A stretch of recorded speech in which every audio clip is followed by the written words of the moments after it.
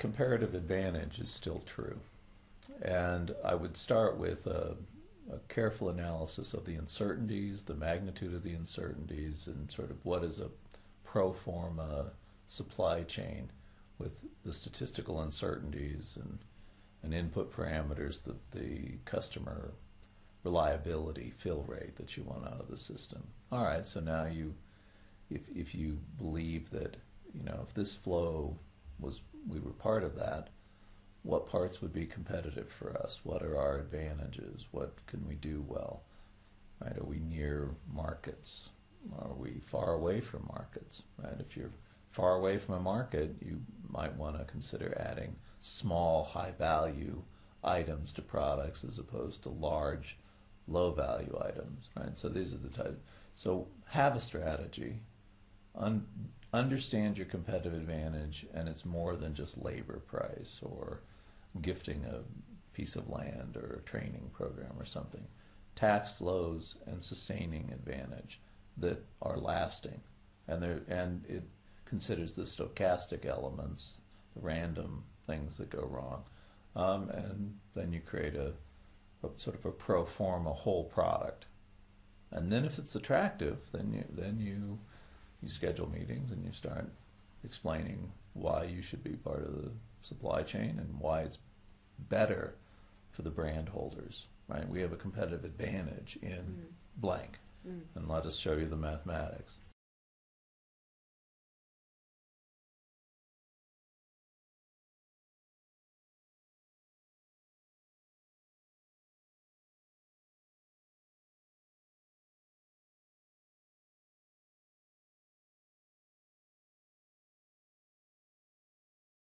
The supply, why don't they analyze the customer's needs and then approach them with a solution? I think too many still coming and say, okay, we can do whatever you want to. Yeah. But I always say, have you been to our shop? Have you studied our prices? Do you see the type of fashion we are doing? Very seldom, very seldom. They just approached us because we are a big company. So I think the one that comes and that I just saying introduce themselves, saying, I have seen that you take this CSR work very seriously, and here we have a plan. We understand that your profit, that your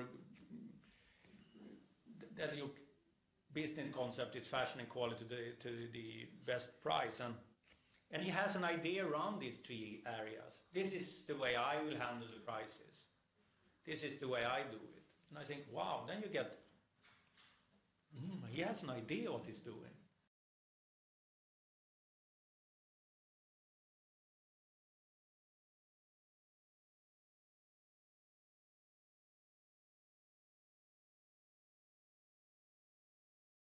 It's very, very important to study the market of the country you want to export. Know the country first and know the requirements.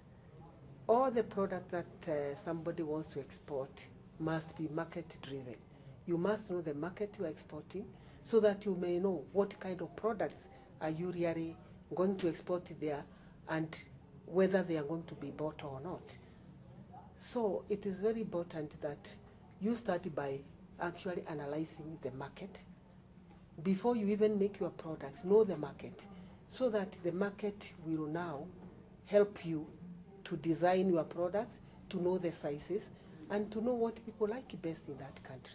If your products are not market driven, you will end up going to a market where nobody looks at your product. So before we even talk about a lot of money that we need for export, a lot of what is this that you want to export? Is it the one that is required by that particular market? Research the market, then come back and make your products.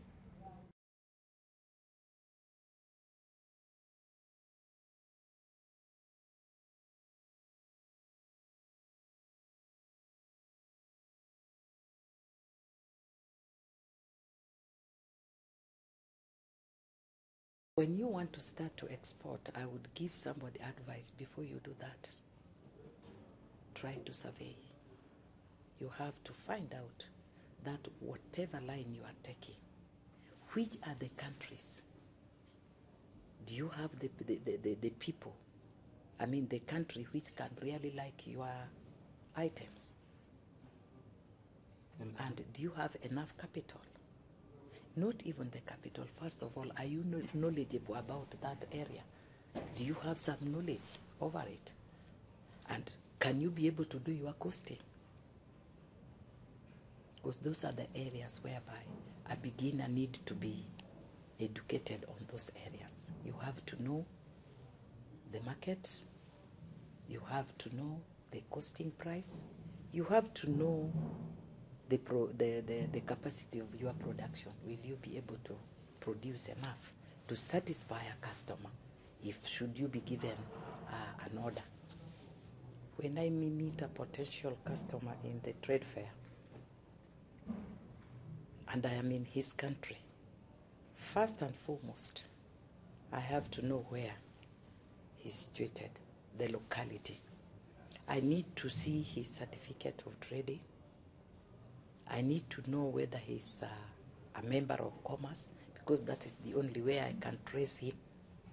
Or like Export Promotion Council now is situated all over.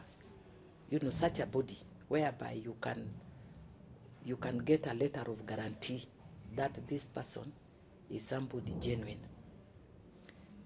After knowing all these things, then we will go into sales agreement, which has to pass through the bank, where we we get the LC, things like that, so that we can transact our business properly. We have to have some security from the bank, his bank, my bank, so that I am safe and he's also safe. If he happens to release some deposit to me, he knows his money is safe. When I happen to take my goods to him, I know the payment is available.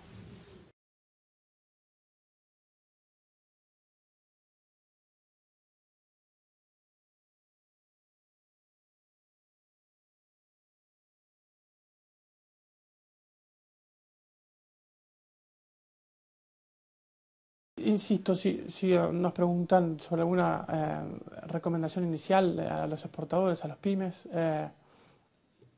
considero que es muy importante una primera consulta con el despachante de aduana.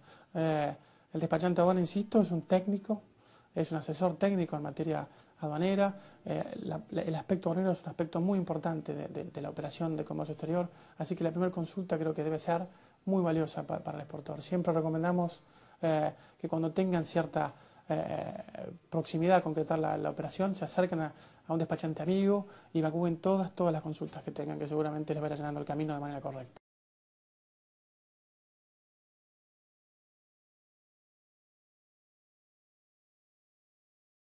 El primer consejo que le daría a una empresa que se intenta dedicarse a la exportación es la elaboración de un plan de negocios. El desarrollo que haga del plan de negocio le va a indicar cuáles son las necesidades financieras que puede tener durante toda la ejecución del mismo. Exportar tiene que ser una decisión estratégica de la empresa y debe ser pensada con un horizonte de varios años hacia adelante. Lo que no aconsejaría es que alguien trate de abrirse al mercado externo únicamente por una circunstancial caída de la demanda interna.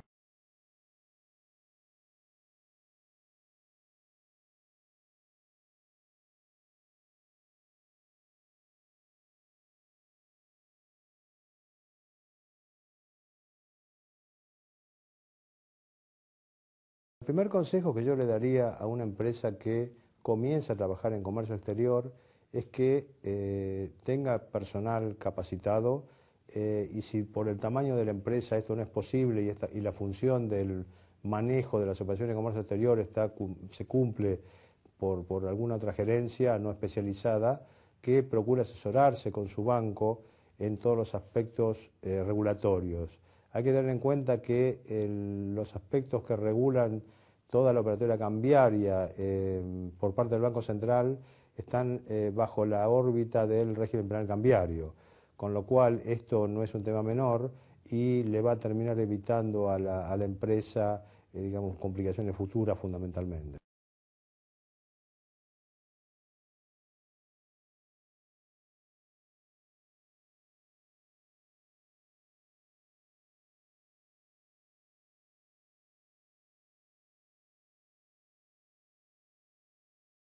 Para poder exportar exitosamente, la recomendación que yo haría es que es basada en nuestra experiencia, ¿no? Es acercarse a entidades que conozcan del tema o que puedan apoyarlos económicamente para poder llevar ese proyecto adelante.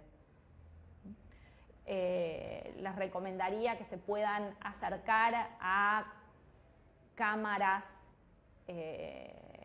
tanto de exportación o cámaras de comercio de países que uno ya sepa, intuya, haya leído en el diario, haya leído en internet que son potenciales clientes de ese servicio.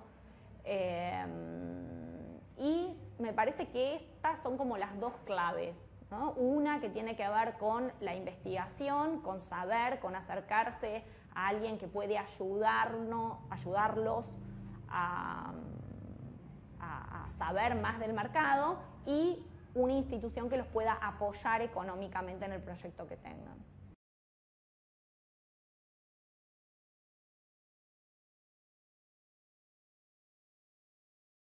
Nosotros creemos que una de las virtudes que tenemos y que es lo que aconsejamos a todos que hagan a la hora de exportar es ser honestos y sinceros, no mentir, considerar que del otro lado hay un cliente y no una persona a la cual no voy a hacer un negocio nunca más. Somos conscientes que cuando exportamos desde Argentina representamos al país Argentina, a lo cual nos pone muy mal cuando vemos que alguien exporta a Argentina y es de mala calidad, mal servicio, mal producto. Creemos que lo fundamental, como les decía, es ser honestos y sobre todo estar con la gente, con el cliente.